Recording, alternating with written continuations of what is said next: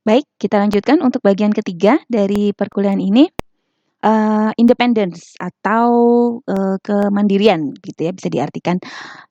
Also refer to juga bisa disebut sebagai marginal independence dan juga absolute independence. Jadi jika diketahui variabel itu adalah independen atau berdiri sendiri, maka knowledge atau pengetahuan dari satu variabel itu tidak mempengaruhi pengetahuan dari variabel yang lain. Artinya kita tidak butuh tahu, ya, independen kan, berdiri sendiri.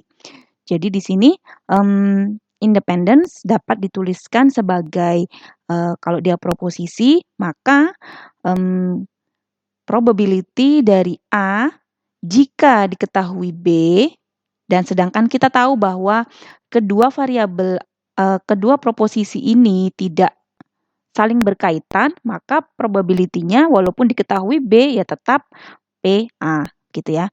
Begitu juga sebaliknya, probability dari B jika diketahui A ya ibaratnya A ini tidak ada, tetap peluangnya adalah PB. Peluang probability dari kejadian A dan juga kejadian B terjadi bersamaan, ya tinggal dikalikan saja keduanya gitu. Sedangkan kalau dia variabel juga sama ya, variabel per X jika diketahui Y ya tetap adalah probability X. Karena untuk beberapa hal memang kejadian itu sifatnya independen. Contohnya contoh yang tadi sudah kita bahas adalah antara cuaca dengan masalah gigi. Ya, secara logika kan tidak ada hubungannya ya, apakah cuaca cerah kemudian giginya sakit, ataukah karena mendung giginya menjadi sakit. Nah, artinya di sini dua kejadian tadi independent. Weather is independent of dental problems. Kemudian individual coin flips are independent juga. Jadi ketika kita melempar koin ya, koin itu kan punya dua sisi setidaknya ya. Ketika pada satu lemparan, misalkan yang keluar adalah head atau bagian kepala begitu ya. Pada pelemparan kedua, apakah berapakah probabilitasnya untuk keluar head lagi? Oh, kalau kita bisa bilang itu terkait, berarti kan tadi sudah keluar kepala, kalau kita lempar lagi nanti pasti ganti yang tail. Kan tidak bisa seperti itu ya, tetap saja peluangnya tetap setengah walaupun sudah diketahui pada lemparan berikutnya sudah keluar head. Tapi pada pelemparan berikutnya kan tidak terpengaruh dari lemparan sebelumnya. Jadi individual coin flips juga independen begitu. Begitu juga dadu misalkan ya, dadu ada 6 sisi. Sekali lempar misalkan keluar angka 3. Apakah pada pelemparan kedua kita bisa menjamin 3 itu tidak akan keluar lagi? Ya tidak juga kan, tetap aja probabilitasnya adalah 1/6 begitu. Jadi ini adalah disebut sebagai kejadian independen. Nah, contoh lagi ke kasus Donald Trump tadi ya. Tadi sudah diketahui ada atribut good job, kemudian dia berasal dari Partai Republik, kemudian jenis kelaminnya laki-laki. Lalu misalkan kita tambahkan lagi satu kolom, blue eyes ya, bermata biru begitu. Nah, dengan kita menambahkan satu komponen variabel di sini, maka the joint distribution-nya akan semakin besar ya. Jadi sekarang 2/4 menjadi 16 baris gitu untuk full joint distribution-nya. Nah, tetapi apakah variabel yang baru kita tambahkan tadi, apakah blue eyes tadi itu mempengaruhi penilaian kita terhadap sebuah kebijakan yang diambil mantan presiden tadi gitu ya? Ataukah sebaliknya, apakah kebijakan tadi mempengaruhi warna mata? Ya, yang kedua ini justru tidak mungkin ya kan, warna mata kan mungkin sudah sejak lahir ya, padahal si Donald Trump kan misalkan baru menjabat 10 tahun, 4 tahun ke belakang begitu ya. Yang jelas pasti dia pasti sudah bermata biru duluan, tidak tergantung kepada kinerja Donald Trump baik atau buruk begitu. Jadi tidak ada kaitannya begitu antara warna mata dengan kebijakan yang dilakukan oleh si mantan presiden tadi. Jadi kita bisa tuliskan seperti ini antara variabel blue eyes dengan Republican ya. Peluang blue eyes jika diketahui dia Republican. Jadi apakah yang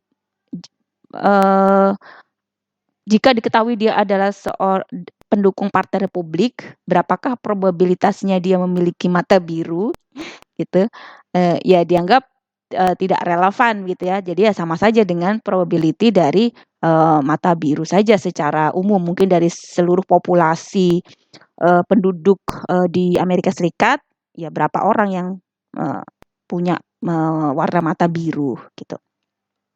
Atau juga peluang dari bermata biru dan mendukung Partai Republik.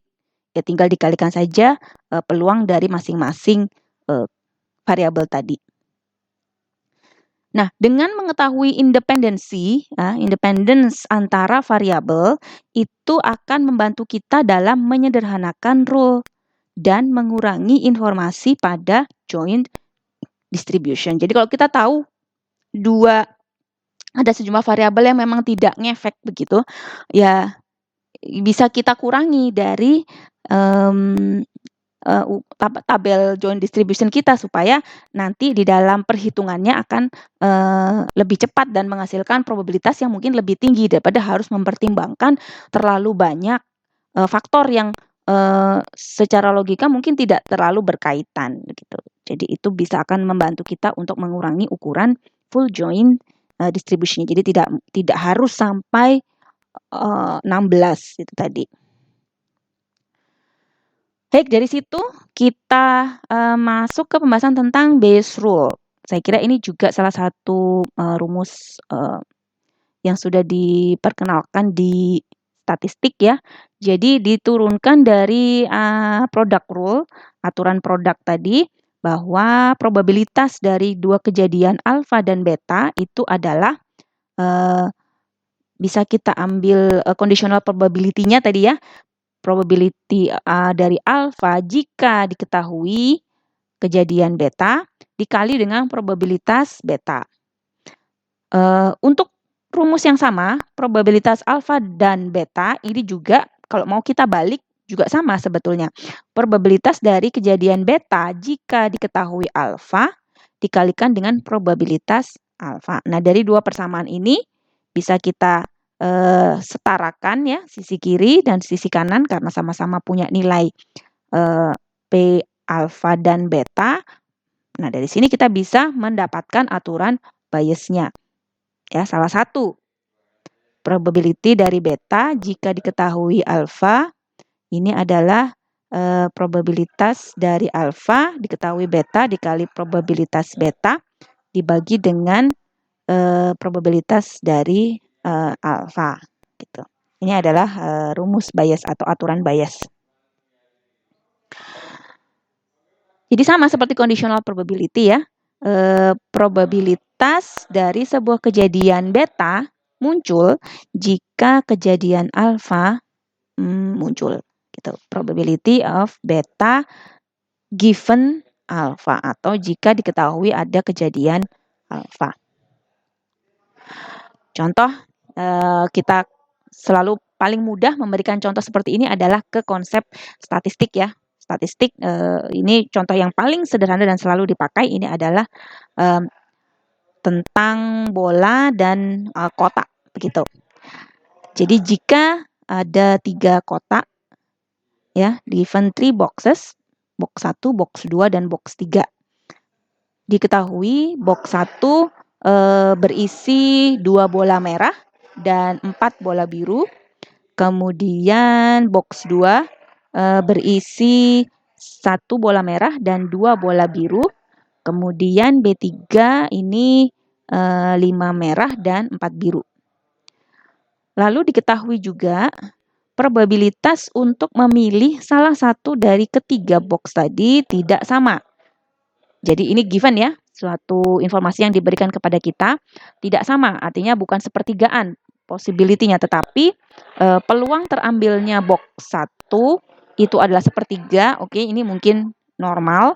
Kemudian peluang terambilnya box 2 itu adalah 1/6, nah ini lebih rendah dari seharusnya. Dan peluang terambilnya box 3 adalah setengah. Tinggi, cukup tinggi. Jadi ini ya, peluang terambilnya masing-masing kotak. Kemudian ada 2 pertanyaan. Yang pertama adalah, berapa probabilitas dari terambilnya bola merah? What is the probability of red balls are picked? Ini yang pertama. Jadi dari bola merah kita tahu ada di ketiga kotak tadi. Nah, sekarang peluangnya terambil bola merah, entah itu dari kotak 1, kotak 2, atau kotak 3, atau box 1, box 2, atau box 3. Nah, itu berapa probabilitasnya? Itu yang mau dicari di pertanyaan yang pertama. Kemudian pertanyaan yang kedua, ini adalah kondisional. Jika sebuah bola merah sudah terpilih, jadi kalau tadi yang pertama kita baru mau ngambil merah, berapa peluangnya merah itu terambil.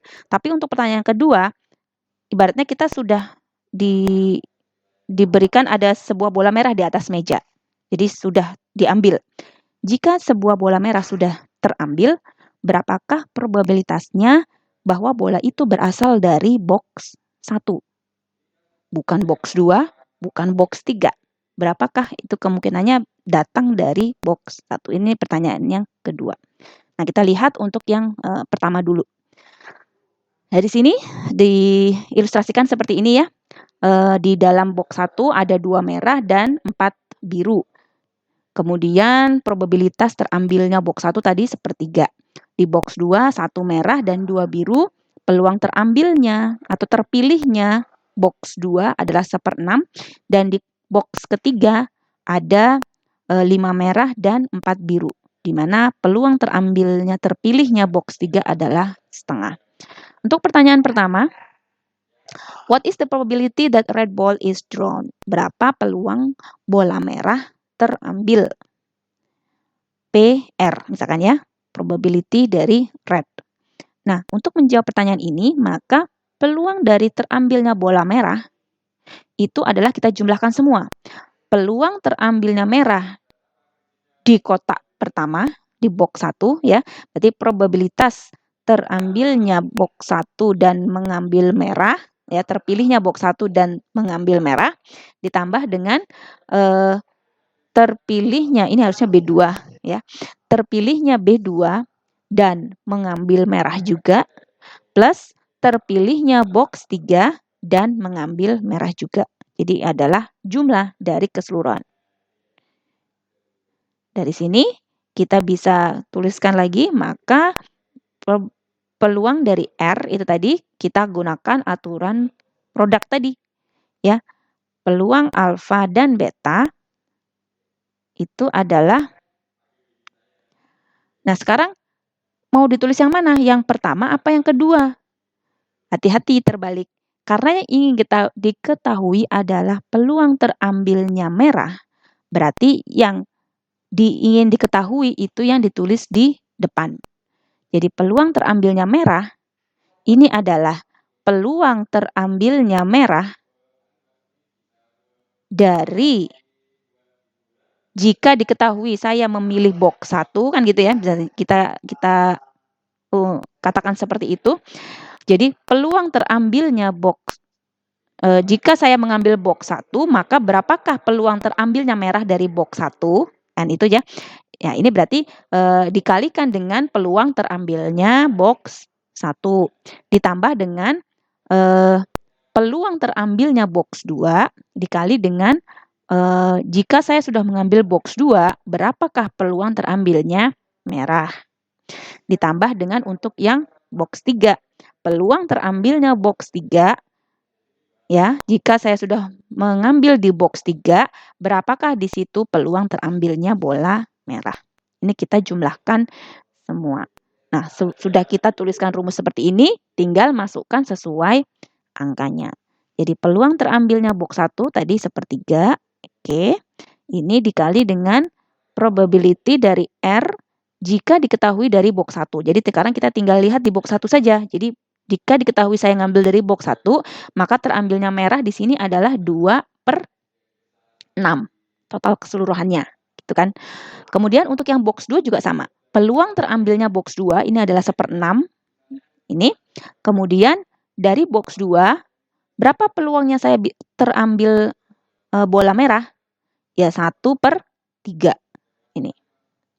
Kemudian untuk box 3 sama, peluang terambilnya box 3 ini adalah setengah. Kemudian dari box 3, berapakah peluangnya terambil bola merah? Di sini ada 5/9.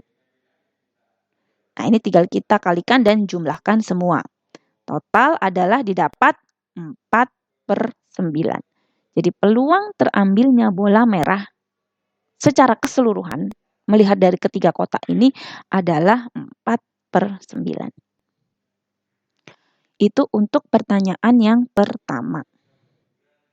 Nah, sekarang untuk menjawab pertanyaan yang kedua, assume a red ball is drawn, jadi sudah ada bola merah di atas meja.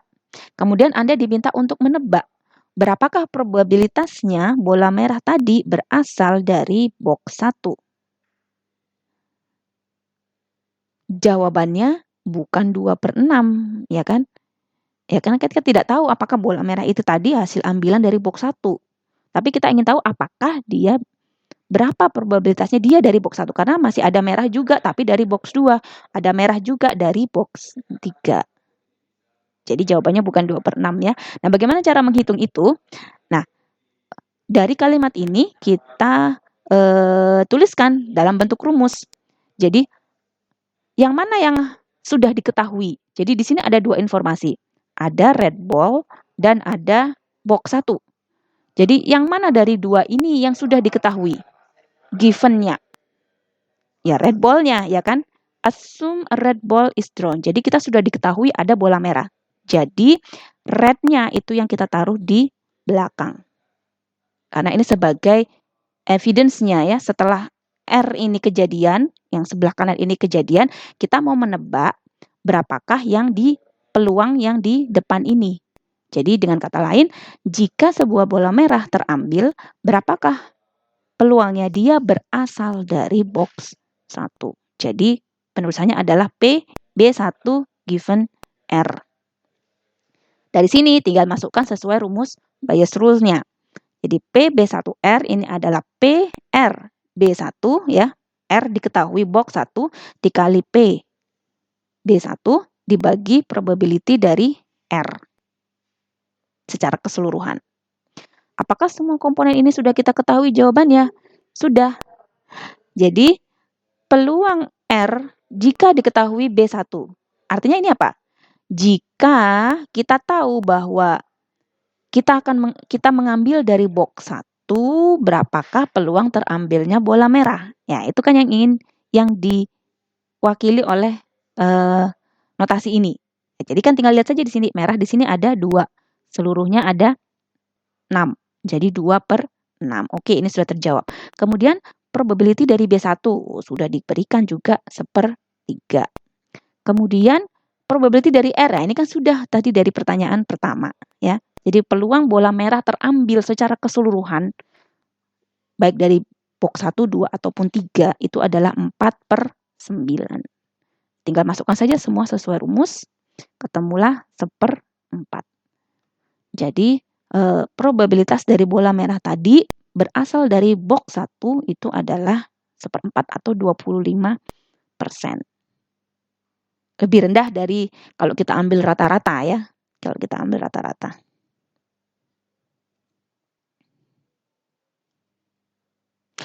Oke, tadi adalah contoh sederhana ya.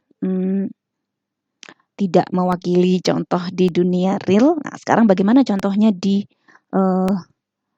dunia real ya, study case example. Kita lihat berdasarkan sebuah studi kasus. Baik, diketahui sejumlah fakta seperti ini. Diestimasi, nah ini sekarang Anda perlu jeli untuk melihat data-data, fakta-fakta yang diberikan di sini dan menuliskannya ke dalam rumusan persamaannya. Diestimasi bahwa sebanyak 100% dari wanita usia 40 sampai 50 tahun itu menderita kanker payudara. Ya, breast cancer.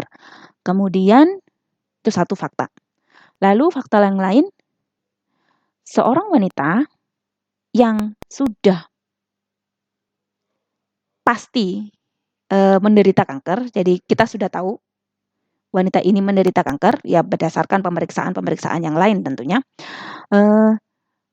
Kalau dia disuruh tes lab gitu ya, ke alat mamogram ya, sebuah alat untuk melakukan tes kanker, maka 90% kemungkinannya dia akan mendapat hasil yang positif. Jadi bukan 100% ternyata, karena alat itu masih ada spare error-nya ya, kan setiap alat itu pasti ada rentang error yang mungkin terjadi. Jadi kalau kita sudah tahu si A tadi, si wanita tadi punya penyakit kanker, maka kalau dia disuruh tes, hasil tesnya 90% positif. Oke, itu fakta kedua. Kemudian diketahui fakta yang lain lagi, wanita yang tidak punya kanker, sekarang balikannya. Wanita yang tidak punya kanker memiliki 10% kemungkinan mendapatkan false positive result. Jadi karena tadi alatnya masih bisa salah, ada 10% kemungkinan dia tidak menderita kanker, tapi 10% bisa jadi hasilnya positif. Oke, fakta lagi. Kemudian yang ingin ditanyakan di sini adalah berapa probabilitas bahwa seorang wanita usia 40-50 itu sebetulnya punya penyakit kanker jika setelah dia mendapatkan hasil tes yang positif. Loh kan sudah tadi jawabannya 90%. Hati-hati dibacanya, pertanyaannya dibaca lagi. Jadi wanita dengan, kalau yang ini sudah jelas kanker, ya karena kanker itu kan tidak serta-merta berdasarkan hasil lab ya. Ya, karena tidak boleh percaya dengan hasil lab begitu saja, harus kan konsultasi ke dokter, kemudian serangkaian pemeriksaan lanjutan, kan tidak serta-merta dari hasil tes. Jadi yang fakta pertama ini, dia mungkin sudah menjalani proses pemeriksaan dan dipastikan kanker gitu kan. Nah, misalnya dia setelah itu disuruh tes lagi, nah itu 90%-nya positif. Tapi yang ditanyakan di poin ketiga ini adalah saya tidak tahu, saya belum didiagnosis apa-apa. Saya datang ke lab, lalu pemeriksaan dengan mamogram, kemudian saya dapat hasil positif. Nah, berapa kemungkinannya saya betul-betul menderita kanker? Bukan 90%. Bukan juga 10%, ya kan? Kan nggak mungkin dia 10% soal 10%, nah, enggak juga ya. Makanya kita harus hitung dulu dengan serangkaian persamaan ini tadi. Oke, kita lihat di sini.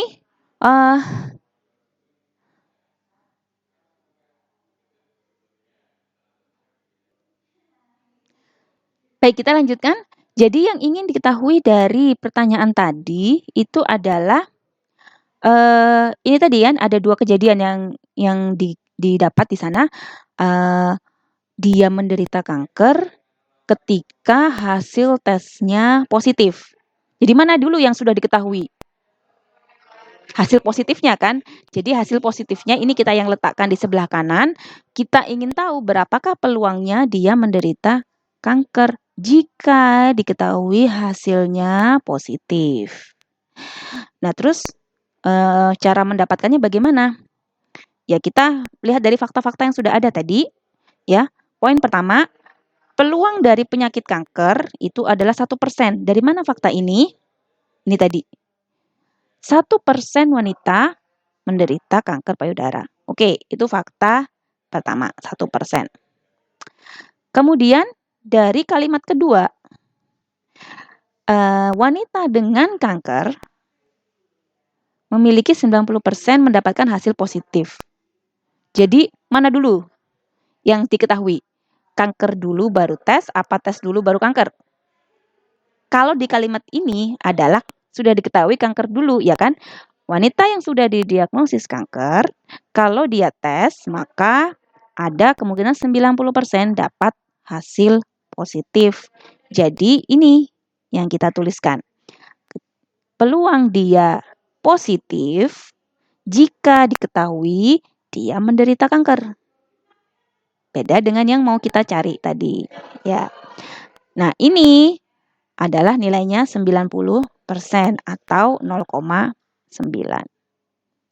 Nah, sekarang dari sini kita ingin tahu, jadi sama seperti kita mau mencari peluang bola merah tadi. Sekarang kita mau mencari peluang positif. Peluang kanker kan enggak usah, sudah diketahui. Sekarang saya ingin tahu berapa peluangnya positif. Nah, peluang positif di sini berdasarkan dua fakta ini tadi ya, hasil positif dan kanker atau tidak kankernya, maka ini sama dengan ini ya, kita pakai persamaan ini. Peluang dari sebuah kejadian A itu adalah peluang dari kejadian A diketahui kejadian B dikalikan dengan peluang B ditambah dengan peluang dari kejadian A diketahui bukan B. Jadi seperti contoh Republican tadi ya, dia bilang good job dan berasal dari Republican, ya. Berarti kalau yang bilang good job kan berarti harus dibandingkan juga dengan yang tidak milih Republik gitu ya. Jadi sama, kita memilih A jika diketahui B, kemudian juga peluang A jika diketahui bukan B. Jadi harus kita lihat semuanya gitu. Dikalikan dengan probability dari bukan B. Nah, bawa rumus ini untuk mencari peluang positif. Jadi A sama dengan positif, peluang dia positif itu adalah peluang dia positif jika diketahui dia sudah kanker, gitu kan? Dikalikan peluang dia kanker, ditambah dengan peluang dia positif jika diketahui dia tidak menderita kanker. Dikalikan dengan peluang tidak menderita kanker.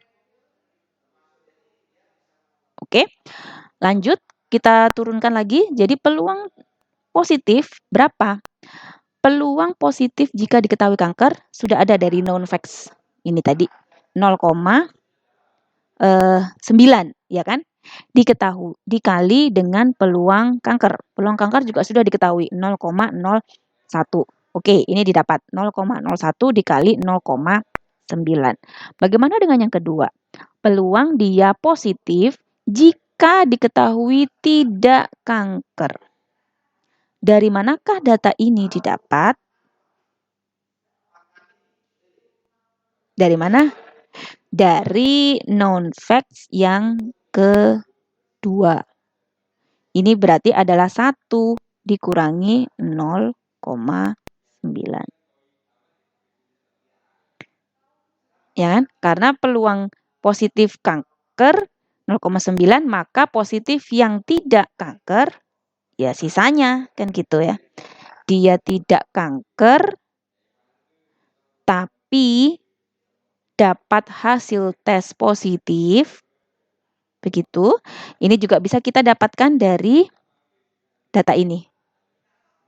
Women who do not have cancer have a 10% chance of getting a false positive. Nah, ini juga masuk ke situ ya.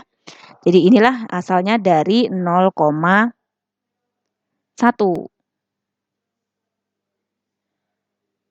Ya. Kemudian dikalikan dengan peluang tidak kanker. Peluang tidak kanker dari mana? Ya lagi 1 dikurangi 0,01. Itu adalah 0,99. Ini terbalik ya. Jadi ya jangan keliru. Jadi yang 0,99 ini adalah peluang tidak kanker, yang 0,1 ini adalah peluang dia positif jika diketahui dia tidak menderita kanker. Nah, ini sudah masuk semua angkanya, kita kalikan dan jumlahkan, ketemunya 0,108. Ini adalah peluang dia positif. Baru dari situ kita berusaha menjawab pertanyaan asalnya. Peluang kanker jika diketahui dia dapat hasil positif, ya kan? Ini yang mau kita cari tahu. Ini adalah kita baru terapkan Bayes rule. Peluang dia positif kan dibalik saja. Jika diketahui kanker, dikalikan dia peluang kanker dibagi peluang positif. Ini sudah ada datanya, ini sudah ada datanya, ini barusan selesai kita hitung. Masukkan saja semua sekarang angkanya. 0,9 ya, positif dan kanker, ini dari sini 0,9. Kemudian peluang kansernya 0,01 dibagi dengan peluang positifnya 0,108 adalah 0,083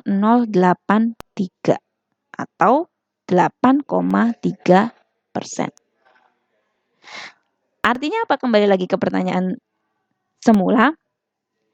Berapa probabilitas dari wanita berusia 40? Jadi saya ini iseng gitu ya, datang ke lab, cek untuk pengecekan kanker payudara, nggak pakai dari dokter atau apa, langsung tes aja. Kemudian dapat hasil yang positif. Terus shock begitu ya, kok saya positif kanker misalkan. Ternyata probability-nya saya positif itu hanya 8%. Sangat rendah dibandingkan dengan yang kita kira. Gitu ya. Jadi ini juga sebabnya kita tidak boleh terlalu percaya dengan hasil tes langsung tanpa adanya pemeriksaan lanjutan dan tanpa konsultasi dengan dokternya atau ahlinya begitu ya. Baik, sekarang kalau kita bawa ke uncertainty pada wumpus tadi, kita main hitung-hitungan ya, tadi kita sudah lihat possibility ya. Possibility pit location tadi, ya kan, ada di titik mana saja. Jadi possibility-nya dia ada di sini, pitnya di tengah-tengah ini cukup tinggi ya, tertinggi dari keseluruhan. Ini adalah 0,128. Kemudian ada 2 lubang seperti ini, 0,032. Kemudian atas bawah 0,032, bawah tengah ini juga 0,032. Kemudian yang keseluruhannya ini ya tadi ya, yang apes tadi adalah 0,008, paling rendah.